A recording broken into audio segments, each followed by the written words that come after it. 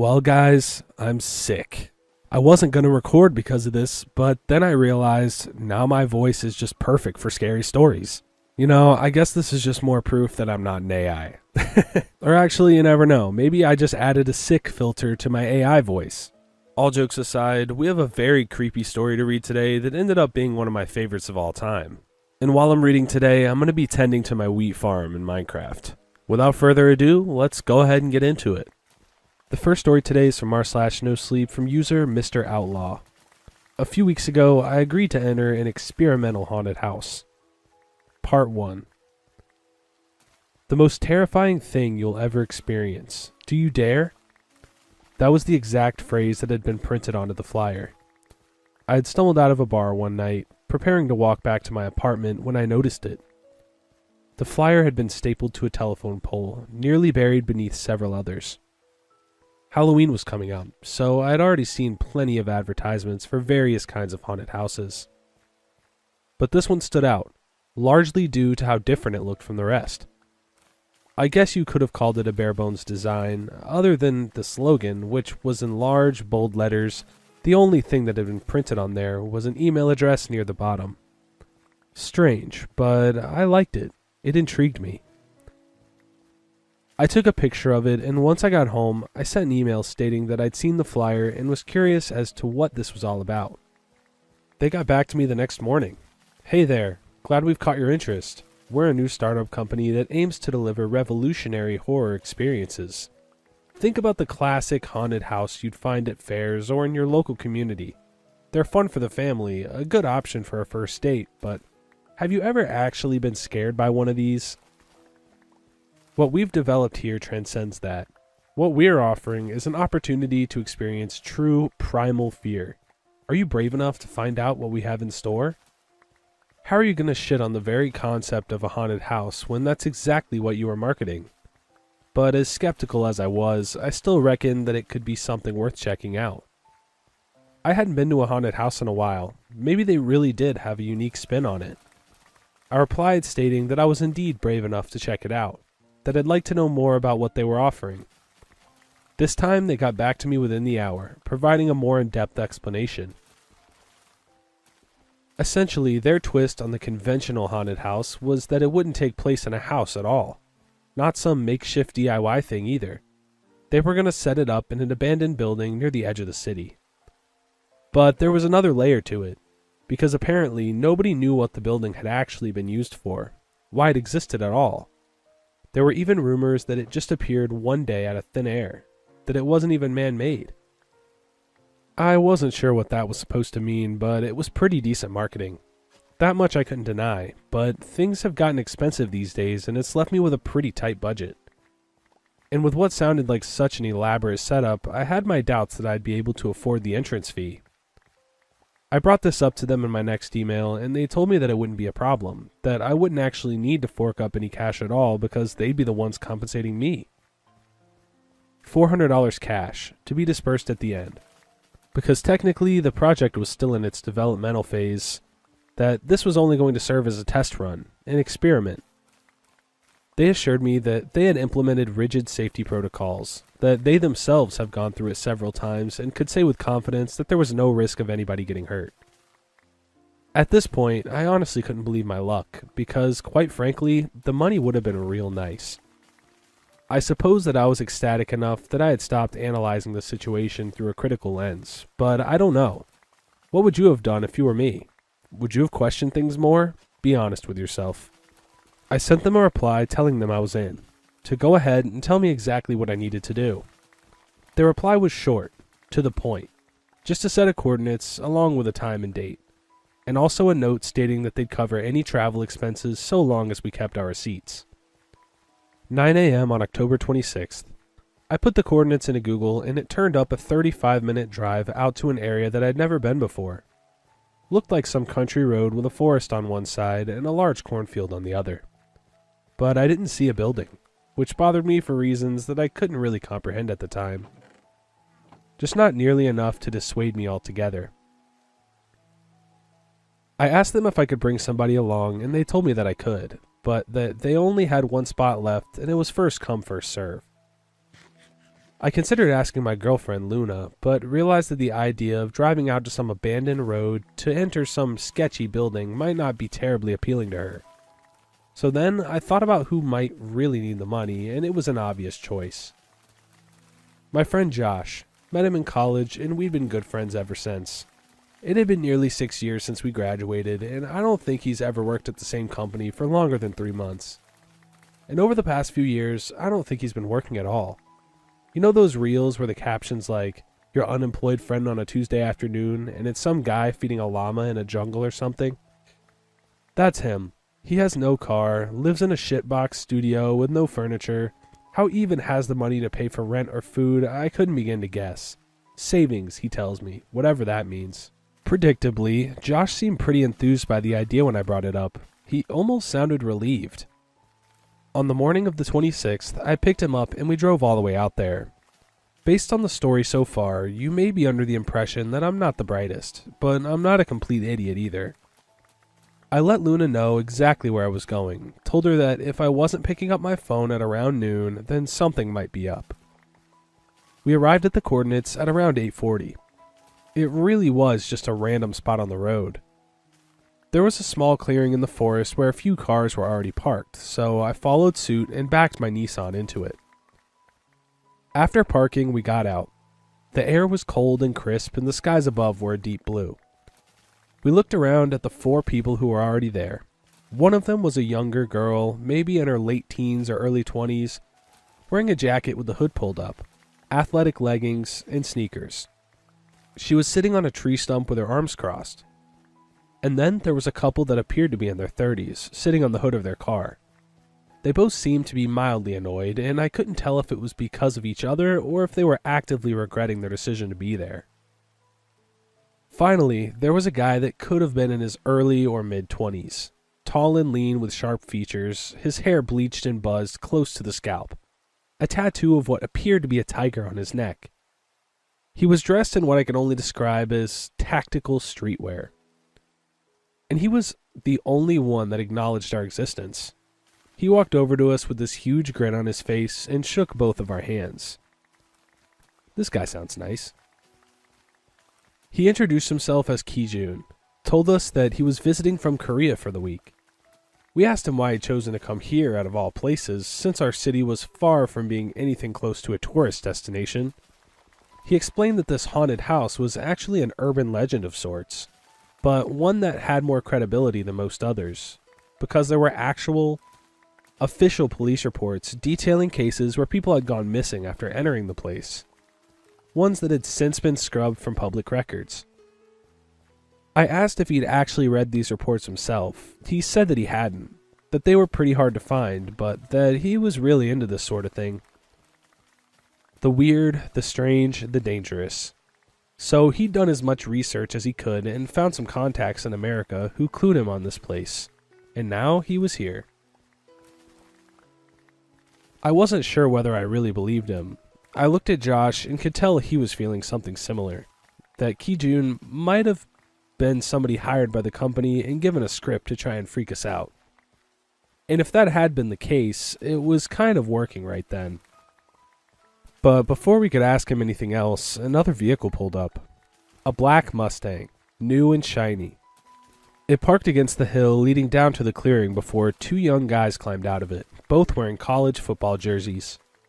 They both appeared to be drunk, perhaps also high on coke. They were laughing, stumbling over their feet as they made their way toward us. They told us that their names were Chad and Harrison, and we spent a painful few minutes trying to have a conversation with them before somebody walked out of the forest. A sharp-looking guy in a suit, maybe early 30s, looked like he belonged in a boardroom somewhere. Thinking about it now, I don't think I actually heard or saw him coming out of the woods. He just sort of appeared. He introduced himself as Sinclair, the CEO of the startup. He told us how nice it was to meet everyone and that he'd been the one guiding us over to the building. Kijun raised a hand, asked him what the actual name of the startup was. Sinclair smiled, told him that it was still a work in progress, that he wasn't at liberty to divulge much in the way of details. After he'd answered, Kijun looked over at us and raised his eyebrows, as if to signal, Hey, isn't that weird? And it was. The whole thing was extremely bizarre, and only now I was starting to realize it. At the same time, I figured that maybe it was all part of the show, that it was meant to be as immersive as possible, and in that case, they were doing a hell of a job. I looked around at the others. Chad and Harrison seemed too drunk and coked out to really give a shit. The couple appeared to be quietly arguing with each other, which kept them preoccupied. From eavesdropping in on their conversation, I learned that their names were Liam and Deb. The girl in the jacket was stone-faced, staring blankly ahead. It was hard to tell what she was thinking, and then of course there was Kijun. I already love Chad and Harrison. Like, you can tell.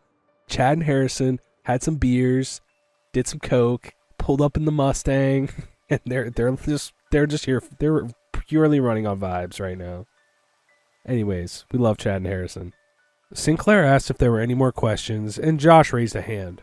Asked why we hadn't just met at the building directly. Sinclair told him that there were no roads leading to it, that it would be difficult to find without a guide who knew exactly where they were going. Josh asked what that was supposed to mean. Sinclair told him that we'd all find out soon enough. He told everybody to come with him before turning around and walking into the forest. We all hesitated for a moment before following. We walked along a rough trail for about a half hour before arriving at a huge, unnatural-looking clearing. And there it was, an actual building in the middle of the woods. It was about the size of a small corporate office, painted dark gray, 3 stories tall. The strangest thing about it is that it didn't even look terribly dilapidated. Not that it looked brand new or anything. Sections of the paint had started to peel and a few of the windows were cracked, but it really didn't seem like it had been abandoned for long. It looked like it could have been functional just a few years prior. But functioning is what? What the hell was it doing out here? Well, this is it, Sinclair said. We all stared at him. For a while, nobody said a word. Even the cocaine bros had been rendered silent. Sorry. So this is something you guys built? Liam asked him. I mean, are you really sure it's safe? Sinclair looked at him. I can assure you that we've done our due diligence and that there's absolutely nothing to be worried about, he said. We've cleared all the debris, accounted for any electrical hazards, unstable floors, everything. Nothing to worry about. Liam didn't seem so convinced, but then Deb nudged him. This was your idea, she whispered through gritted teeth, so relax. She paused, took another look at the building. Besides, this might be interesting. Liam rolled his eyes, then looked back at Sinclair. You know if anything goes wrong, there's going to be hell to pay. I haven't signed any waivers yet, and I'm not going to. Sinclair put his hands up in a playful, defensive gesture. I hear you, I understand, but there's really nothing to worry about. Nothing to sign, that's how much we trust it. But you didn't answer my first question, Liam continued. Did you guys build this? It looks awfully expensive for what you're trying to do here. We did not build it, Sinclair told him. As expressed in prior communications, we don't know who built this place. We don't know where it came from. Liam scoffed. So is this still part of the act, or are you being serious? I can't tell anymore. Sinclair stared at him. We really don't know. Chad and Harrison began laughing. This is some freaky ass shit, I heard one of them say. Any more questions or concerns? Sinclair asked. Silence followed. Sinclair's smile returned, and he reached into his pocket and pulled out an envelope. He opened it up, revealing a stack of $100 bills. As stated, your compensation will come out to $400. $200 up front, and then the other $200 once we've finished everything up, so please form a line. We did just that, each taking our promised amount. I could see Josh's eyes lighting up as his fingers touched the cash. Once everybody had gotten their money, Sinclair led us over to one of the building's entrances. It'll be a simple process, he told us. Go inside, follow the red arrows that have been taped to the walls until you've reached the exit. It should take around 30 minutes in total. I'll be waiting at the end. With that, he walked off to the side and gestured for us to enter. I'd be lying if I said my expectations hadn't been set high at this point. The entire build-up had been unlike anything I'd ever experienced before. My heart was beating heavy. I was excited. Inside, it just looked like any bog standard office. Though the harsh incandescent light did give it an eerie, liminal vibe, I suppose that was the angle they were going for. No cobwebs, no pots of boiling blood, no skeletons hiding underneath floorboards waiting to jump out and grab your ankles. Just an empty building, but there was something strange about it, a subtle feeling. It wasn't just the fact that it was deep inside a forest, there was something else. Something hard to identify. Something uncomfortable. Oh my gosh, side note guys, is this the Backrooms? I've been waiting to read a Backroom story. I haven't come across one on Reddit yet in my search, but oh my gosh, there's no way this is a Backroom story. Let's continue. I reckon everybody else started feeling it as well, because nobody was saying a word, but we sucked it up and began following the tape down the first corridor. It stretched on for a good bit before we turned into another one, and then another. After traversing through several more identical-looking corridors, we realized what was wrong with the place. The layout didn't make any sense, just a bunch of hallways with no actual rooms. It was almost disorienting. And this is the point where Chad told us that he was heading back, that he wouldn't go any further. We turned to look at him. He'd already started lagging well behind the rest of the group, his face painted with a pretty earnest expression of terror. Harrison asked him what was wrong. He looked at the floor, then at the walls, and then back at us. He shook his head. "I'm not going any further," he repeated. Before we could say anything else, he turned and walked away, disappearing around the corner. "Hey man," Harrison called after him, "what the hell are you doing?" He then shook his head. "The hell's his problem?" he muttered to himself. "Aren't you going to go after him?" Kijun asked. Harrison shook his head. "Screw that. I need the money." We ventured on. After 5 or 6 or maybe 10 more corridors, I was starting to get the itch to turn back as well. Wasn't there even any explicit threat? Just this constant, relentless feeling of what the hell is going on. I asked Kijun what he thought about it, but he didn't answer. Instead, he seemed to be fixated on one of the walls. After a while, I realized why. There was no tape on either of the walls. I couldn't recall a point where I'd consciously took stock of the fact that the arrows were no longer there. I guess we just hadn't been paying attention. I looked back down the corridor we just walked through and saw that there was no tape behind us either. Had we just been moving around aimlessly, and for how long? Why hadn't we noticed? "Alright, there's no way that we're lost in here," Liam declared. The building wasn't that big from the outside. "I don't like this," Deb said to him. "Let's get the hell out of here." "Oh, now you want to leave. Are you going to tell me you want to stay?" He thought about it for a moment and then shook his head. "Hell no." They turned around, beginning to walk away. "Hey, that's not the right direction," Kijun called after them. Josh looked at him. "What are you talking about? That's where we came from." Kijun stared back at him. "Are you sure?" I looked around and tried to figure it out for myself, and I realized I wasn't sure. Without the arrows, everything kinda looked the same, but I told myself that wasn't a problem. Walk around enough and eventually we'll make it out, right? But for whatever reason, I couldn't seem to convince myself that this was the case. "You guys are overreacting," Harrison told us. "We came from there." He pointed behind us. "So we're obviously supposed to go there." He then pointed ahead. His voice was loud, but there wasn't much confidence behind it. But at the same time, we couldn't really argue with him. We had to go somewhere. So we walked on. More and more corridors. Soon, 15 more minutes had passed, and still no signs of an exit, or a room, or even a dead end. Was it possible that we were just continuously traversing through a loop?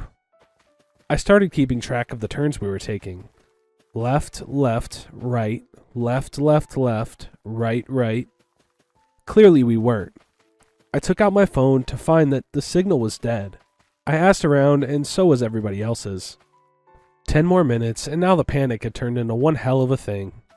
The space was starting to feel claustrophobic, almost threatening. Harrison had started jogging ahead, and we struggled to keep up with him. I looked over at Kijun, seeing that the excitement once present in his face had been drained almost completely away, replaced with his sense of cautious bewilderment. After what must have been our 100th turn, there finally came a change in scenery. A single window, sitting at the end of yet another corridor. It was the first window that we'd seen the entire time that we'd been in there, so it was quite the jarring visual. But it was also a potential way out. We began walking towards it when the girl in the jacket told us not to, that we needed to turn around and get away from it as soon as possible. It was the first time that we'd even heard her speak. Up until that point, she'd just been following silently along. We weren't entirely sure what her deal was, but I suppose we had been too preoccupied to ask. Harrison looked at her. What the hell are you talking about? We shouldn't go near any windows, she told him. We should turn around. Or what? What's going to happen? I don't know exactly, she said, but probably nothing good. Harrison shook his head. Yeah, screw that, and screw the money. I'm getting out of here. He marched towards the window, with Josh and Kijun following close behind. I stayed back and asked the girl how she knew that going near the window would be dangerous. She told me it was a long story, that she'd explain it later, but for now, we really needed to leave. If they aren't going to listen to me, then go over there and convince them, she said to me. If we don't leave soon, then I'm going on my own. That window is not a way out. I could see her expression crack, a quiver in her lip. She was almost pleading. If she wasn't dead serious, then she was one hell of an actor. I asked her if she was aware of something that we weren't, if she knew something that we didn't. We don't have time for me to explain it to all of you, she said. We need to leave. I really didn't want to believe her. I wanted to believe that window was really a way out, and in that moment, I managed to convince myself that her words were just fear manifesting into paranoia. I turned away from her and walked over to the window. The others were all huddled up against it, and I asked them what they were seeing. Josh turned around. He looked both confused and horrified. Take a look. He made some space for me, and I squeezed in, and at first, it felt like my brain was short-circuiting. Outside, there were no trees, no brush, just a wide open field blanketed by heavy fog, definitely not the forest we'd come in from. Kijun suggested that maybe it was a painting, but if you took a good look at it for more than a few seconds, you'd realize that it definitely wasn't. The mist was moving, slowly rolling forward, wind blowing through the grass. Harrison suddenly backed up, delivered a hard kick to the glass. It didn't crack. It didn't even shake. It just made a dull thudding noise, as if it were solid concrete disguised as a window. He shook his head, tried kicking it again, and then again, and again. But then he stopped, started squinting at something through the glass. We asked him what he was seeing. He told us to take a look for ourselves. At first, the fog made it difficult to tell exactly what it was. Just some vague shape in the distance, getting steadily closer. So we all stood still and just stared at it. I guess we were too shocked to really do anything else, but soon it was close enough that we could tell it was human-shaped. A man, sprinting right toward us. He was naked and his skin appeared to be burnt. He had long, wild hair that was sticking out at odd angles. We began to back away. I turned around and saw that the girl was already gone. The man continued barreling towards us as soon as we could make out some of his more peculiar features, like the fact that his arms were so long that his fingers were scraping the top of the grass. We didn't wait for him to get any closer, and we turned and ran. As we rounded the first corner, we could hear the glass break, something heavy smacking down onto the floor. We ran faster, though it quickly became clear that Harrison was the fittest among us. He turned around, shouted at us to catch up, but we were unable to. Soon, he was out of sight, leaving us in the dust. My lungs were burning, and my legs felt like steel. I just tried to push forward. Something that sounded like a hoarse croaking reverberated through the corridors, accompanied by the sound of dense, uneven footsteps. It was hard to tell exactly how far away they were, but certainly close enough for me to start losing my shit. The three of us turned another corner and then skidded to a stop. There was a door in the wall. The first door we'd actually seen in this place, apart from the entrance. We stared at it as we caught our breath, listening to footsteps and the croaking growing closer. Then we stared at each other. all coming to a mutual understanding. The door likely wasn't going to lead us anywhere we wanted to be, but we couldn't run forever. We opened it and rushed in, slamming it shut behind us. We found ourselves standing in complete darkness. For a while, we didn't move, didn't make a noise. We just held our breaths, listening to the footsteps as they continued to close in on us, praying that they'd run right past. Which thankfully they did, but even after they had long faded away, we remained standing there, still terrified to move. It took a while for us to feel secure enough to move and speak freely. Once we did, we took out our phones and turned on our flashlights, illuminating a room that looked like something ripped straight from some obscure nightmare. The walls and floor appeared to be made out of old, severely rusted metal. We hadn't really taken stock of the smell at first, but now it was heavy, delivering an assault on our senses. The room was no bigger than a standard high school classroom, but it was completely empty. The only thing in there apart from the door we'd entered through being 2 sets of stairs, one leading up and the other leading down. Neither option seemed particularly enticing as we began to argue about what to do next. We first decided to try leaving the room, gambling on the idea that we wouldn't have to run into whatever the hell had broken through the window. But when we tried to open the door, we weren't able to. It had locked itself from the inside. We tried forcing it open by taking turns slamming our shoulders into it, but it never came close to budging. So we settled on going up instead. We began climbing the stairs, and we just kept climbing.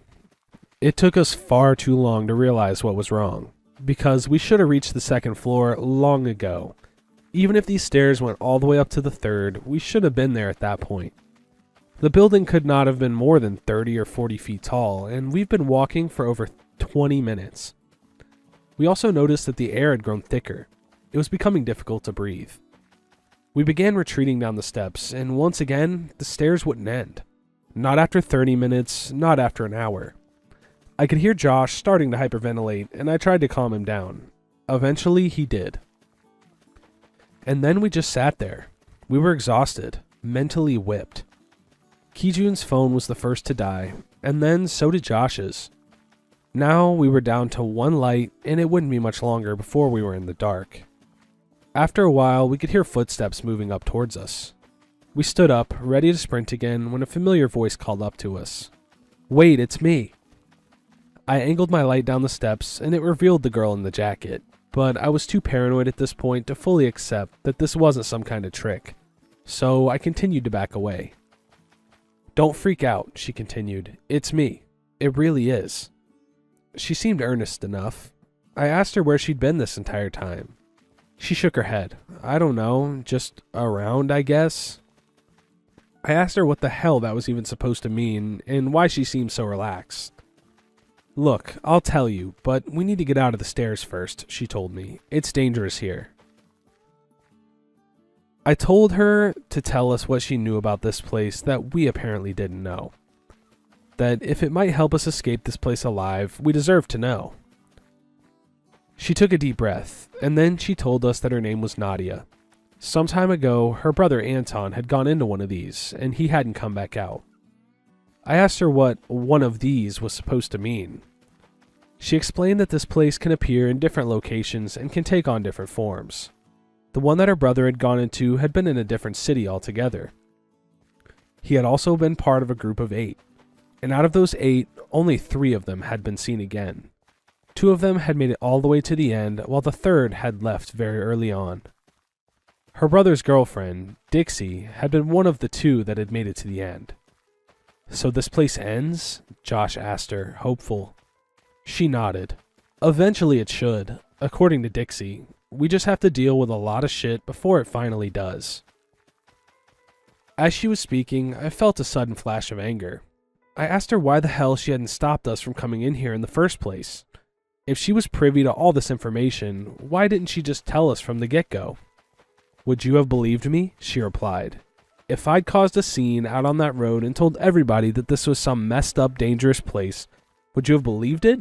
Or would you have thought I was psycho or paid to promote the place or something?" I thought about it for a while, and I wasn't really sure.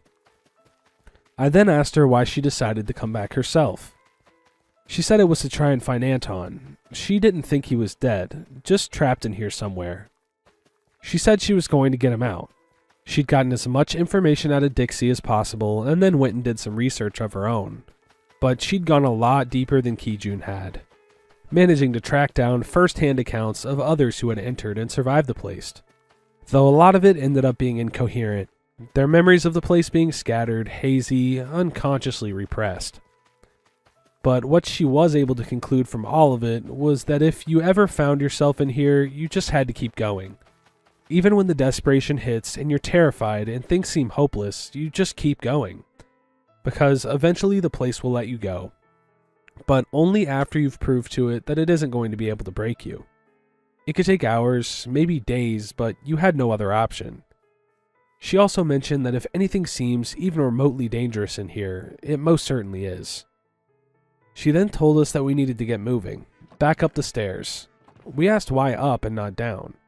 She said that's just what she'd read from the reports, something about how once you were in the basement, you were basically in hell and you were never getting out. It was a lot to take in and process, but we felt it best to just listen to her. So, we began moving back up the stairs. I think I'll stop it there for now. I still have a lot to tell you, but I've gotten a bit tired typing this all out. I'll update when I can. Alright, so definitely a backroom story. Also, I wonder if Sinclair is this some type of like messed up experiment where like he works for the government or he's getting something out of it, or is he legitimately trying to monopolize the backrooms? Like, is he trying to turn the backrooms into a haunted house? And I don't know if I trust this girl. She seems kind of sus, old Nadia. Anyways, here is part 2. At some point while we were moving up the stairs, a dim red light began saturating the air, but it never got too bright, just enough for us to be able to make out each other's figures as we moved. I could feel Kijun tapping on my shoulder from behind. I was about to turn around when he told me not to. "Keep looking ahead," he whispered. "Don't look at it."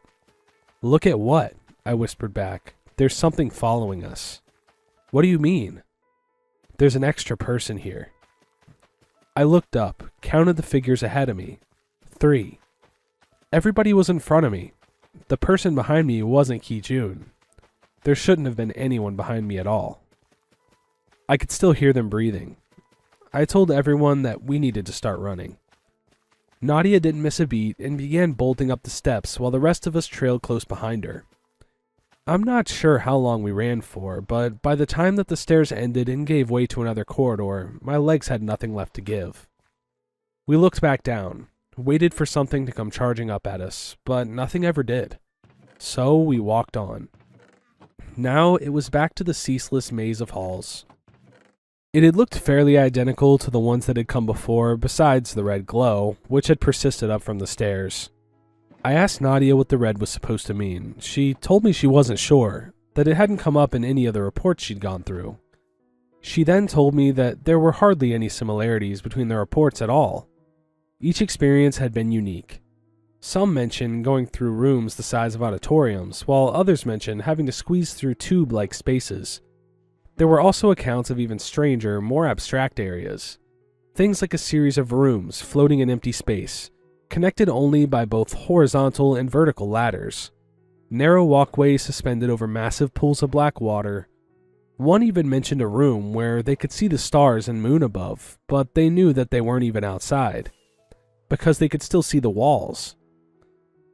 One of the few things that these reports had in common with each other was Sinclair. In each instance, he had been there, as far as the UK and as close as Mexico. All physical descriptions of him had been congruent with the man that we'd seen with our own eyes, though he'd apparently gone by a different name each time. I asked her what kind of info she was able to dig up on the guy. She shook her head and told me absolutely nothing at all. She knew that records about him existed, police and military reports, government files, but they were too classified for her to be able to access. She said that she'd tried getting the police involved. She found another flyer advertising the house a few weeks prior. She'd responded to it, and once she'd gotten an address, she marched down to the station and told them to investigate it. She told them about Anton, the building, all of the missing people. They'd simply told her that they'd look into it. And then they went radio silent. No follow-ups, nothing. She said it was almost like they were actively avoiding her. I then asked her how she was planning on finding her brother. Did she even know where to look? She told me that Dixie had given her just enough information to be motivated to try. That she wasn't necessarily confident, but it was worth a go, because she wouldn't be able to forgive herself otherwise. We continued on through the corridors until it opened up into a larger space. This one looked like the lobby in any old office building. Stale light, gray carpets, white walls, the faint smell of filtered air and old coffee. There was a couch and a few single chairs scattered in front of a receptionist desk. There was a bowl of some candy sitting on the desk, and as I stared at it, I realized how hungry I'd become. I wouldn't do it, Nadia told me. It's probably not candy. I decided to hold off on taking one. There were a set of doors to our right and an elevator to our left. We decided to go through the doors, opening them up to find an impossibly vast office space. Rows of cubicles, desks, water coolers that seemed to stretch on in perpetuity. It didn't seem so promising, so we went back into the lobby. Considered trying the elevator instead, but when we could hear a faint mechanical hum, the muffled straining of cables, we looked at the elevator and saw the up arrow illuminated above the doors. Something was headed up towards us. We weren't keen on finding out what it was, so we headed back towards the office space. As we were walking, we could hear a ding, the door sliding open behind us. We turned around and saw a figure marching towards us in the distance. Looked like an extremely tall man in a suit. Way too tall, his head nearly scraping the ceiling even though his back was heavily slouched. He had pale, clammy skin and long, greasy hair. As he got closer, we could make out this horrible expression of malice on his face. It was the way you'd look at somebody who you really wanted to hurt. We turned away, started moving faster, and he continued to follow us. Over time, we noticed that his speed always remained constant. He never slowed down, never sped up. We found that we were able to outpace him if we maintained a very light jog. But after everything we'd already been through, this wasn't exactly an easy thing to do. Eventually, our bodies would quit on us. No escaping that. The office stretched on and everything looked the same, but eventually we came across somebody sitting in one of the cubicles. It was a young woman in a dress shirt and dress pants. She was sat in front of the computer, furiously typing away at the keyboard despite the screen displaying nothing but an empty white light. We tried asking her what she was doing and who she was, but she didn't respond. She remained staring at the screen with her eyes glazed over, as if her consciousness existed entirely separate from us. But with the man getting closer, we couldn't afford to linger. We moved on, starting to see more and more people in the cubicles. There were dozens, maybe hundreds of them, all dressed in the same shirt and pants and all typing away with that same empty stare. We turned around, watching as the man moved past them without paying them any mind. We tried to ignore the implications of it. We upped our pace, but after a few more minutes, Nadia suddenly stopped dead in her tracks. Now she was staring intently into one of the cubicles. We caught up to her and found her staring at a boy that seemed to be no older than 16 or 17. We asked her who it was. She told us that it was one of her brother's friends. He'd gone into the building with him that day. He'd also disappeared. We walked into the cubicle and crouched down beside him. "Hey buddy, where's Anton?" she asked him. "Is he around here somewhere? Did you see where he went?" He didn't respond. "Where is he?" she repeated, now an edge in her voice. "When's the last time you saw him?" We had been standing still for too long, and the man was getting uncomfortably close. I told her that we needed to start moving again. She told me to give her a second and then grabbed the boy's shoulder. She began shaking him. "Hey," she shouted at him, "wake up. We need to find Anton. We need to get out of here." He wouldn't budge. She tried pulling him away, but he stopped typing and grabbed the desk, anchoring himself in place. His expression changed. Now he looked terrified, feverishly shaking his head while his eyes remained glued to the monitor. The man was now about 10 seconds away from reaching us, and I stressed this fact to her. Nadia cursed, slammed the table in frustration. She then backed out of the cubicle and we started running. The man had gotten so close to us that we could start to smell him. The best way I can describe the scent is a combination of ammonia and rotting fruit. We continued on, alternating between jogging and speed walking, but at this point, it was starting to feel like a losing battle. We were no closer to escaping the guy from when we started, and our bodies were feeling it. Knees aching, muscles heavy as lead, feet throbbing in our shoes. Soon, Josh had stopped moving. He caught his breath and shook his head. "Screw this," he said. "I'm done with this shit." "What do you mean?" I asked him. "I'm done with it," he repeated. "I'm not playing this stupid game anymore." Nadia told him that we needed to keep moving. He looked at her. "What did you say before? If you don't allow this place to break you, it'll set you free? Something like that?" "I just meant that we shouldn't give up," she said to him. "That as long as we move forward, we'll eventually escape."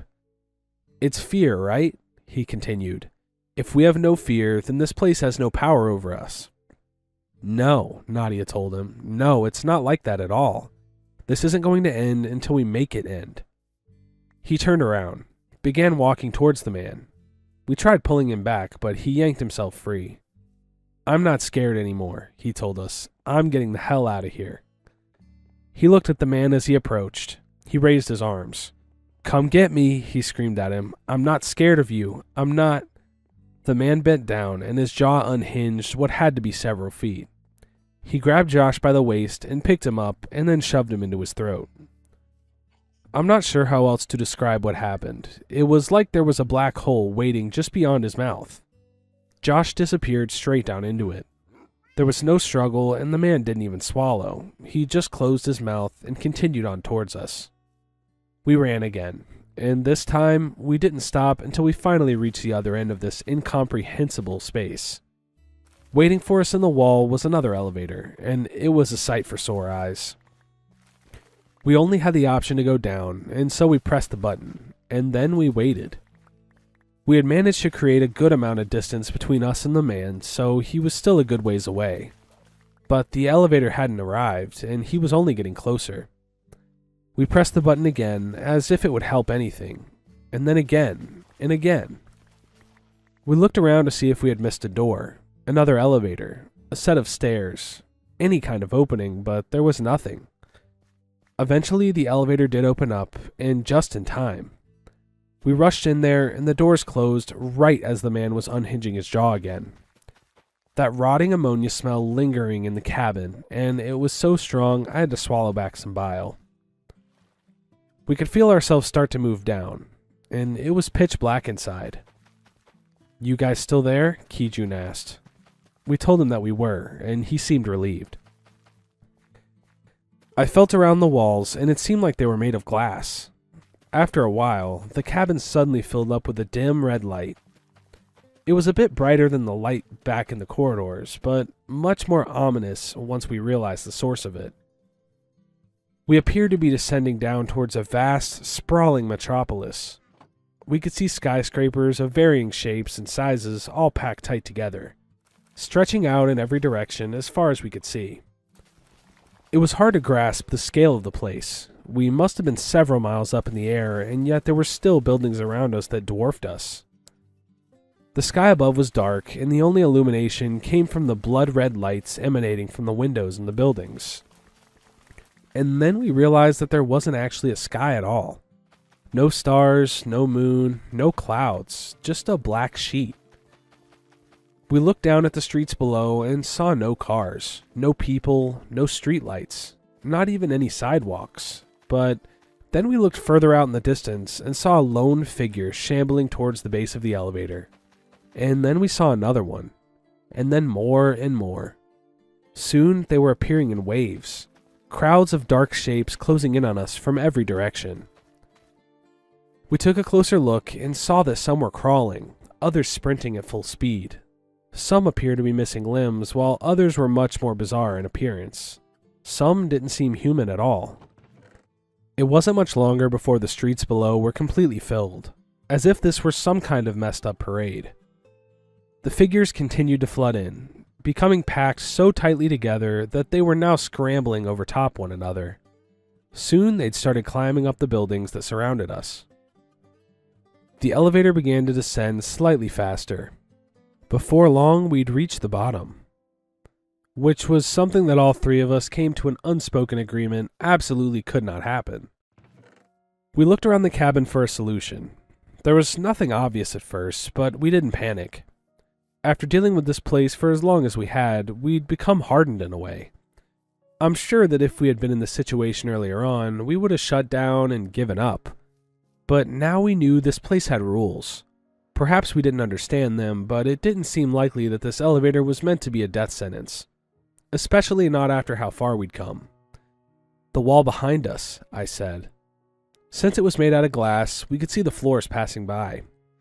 If we timed it right, we could jump onto one. I stepped back and kicked the glass as hard as I could, and I kept doing it. Soon the other two had joined in, and we kicked and kicked until it cracked, and we kept kicking until it shattered.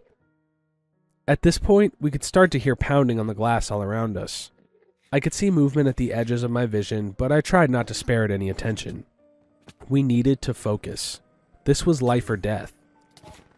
Kijun was the first to jump. We watched as he leapt forward and rolled onto one of the floors before immediately disappearing above us. I held my breath. Nadia reached out and grabbed my hand, and then we jumped together.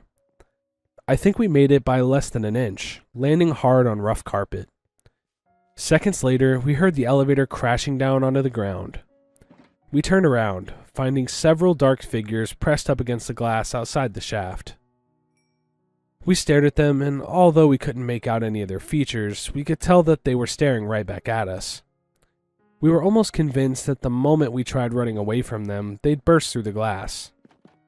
But they never did. Eventually, they just disappeared, slowly retreating back down. We stood there for a while longer, until it felt safe enough to turn around. Once we did, we found yet another corridor ahead. But this time, we didn't have to walk for too long before we reached a door. We didn't immediately open it up. It could have been a trap. This could have been false hope, but bereft of any other option, we eventually took the chance and did so. Immediately, we were blinded by light. After our eyes had adjusted to it, we could see that it appeared to lead outside, into a forest. I walked out, breathed in the fresh air, and listened to the chirping of the birds. I then realized that this was the same clearing we'd first entered the building from. The same clearing that Sinclair had led us to. I turned around, and sure enough, the building was right there, the same way it looked when I'd first seen it. 3 stories tall, painted dark gray. I took another look around the forest. I felt the sun on my skin, watched the bugs crawling around the ground. We had finally made it out.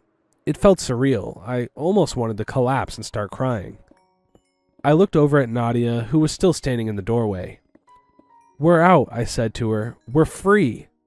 She smiled, but she didn't move. She just remained standing there. "What's the matter?" I asked her. "Let's get the hell out of this forest." She shook her head. "My brother's still in there," she said. "I came for one reason. If I can't find him, then I'm not leaving." I didn't know how to respond to that. "I could use some help looking for him, you know," she continued. Her eyes were hopeful, almost pleading. "We made it out once. We could do it again after we find him." I thought about it for a while, and then I told her I couldn't do that. That I was sorry, but I just couldn't go back in there. "It's all right," she said to me. "I don't blame you. I just thought I'd ask." And with that, she turned around, walked back into the building. I remained watching her for a second, and then I got the hell out of that forest. Throughout that entire ordeal, I had managed not to lose my car keys, so I was able to drive away once I got back to the road. I contacted the police immediately after I got home. I gave the operator the coordinates from the email and then explained in every detail everything that had happened. I even offered to come back down there to guide the officers over to exactly where the building was.